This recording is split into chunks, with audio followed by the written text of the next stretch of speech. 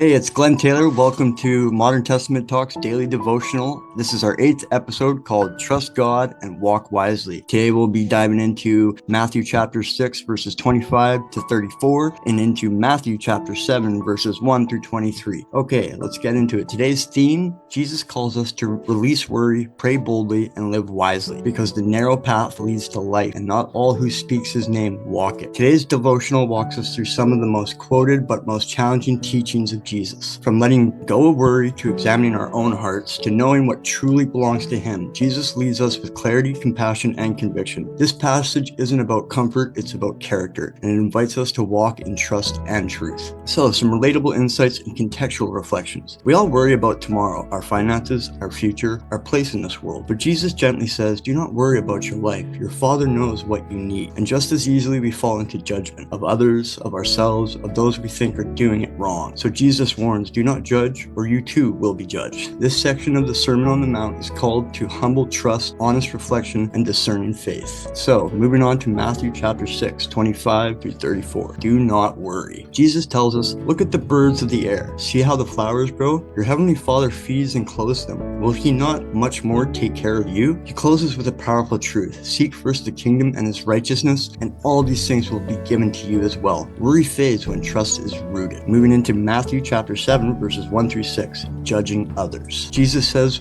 why do you look at the speck in your brother's eye and ignore the plank in your own? He doesn't say never evaluate others, but to judge with humility and clarity, not condemnation. First check your own heart, then help others with grace. Moving into Matthew chapter 7, verses 7 through 12, ask, seek, and knock. This is the section of bold invitation. Ask and it will be given, seek and you will find, knock and the door will be open. If you, being imperfect, know how to give good gifts to your children, how much more will your Father in heaven give good gifts to those who ask him? He's a generous Father. Come to him boldly. So in Matthew chapter 7, verses 13 to 23, the narrow gate and the true discipleship. Jesus finishes this section with warnings, not to scare us, but to sharpen us. The gate is narrow and few find it. Not everyone who says, Lord, Lord, truly knows him. You will know them by their fruit. Following Jesus is not about performance, but about obedience, relationship, and surrender. So some biblical insights and encouragement. Let's break this down into some key takeaways. God cares for you, so don't carry tomorrow's burdens today. Self-examination is the first step towards spiritual clarity. Prayer isn't performance, it's confidence in the good Father. Not everyone who appears spiritual is walking with Jesus. Discernment is essential. Jesus invites us to live free from fear,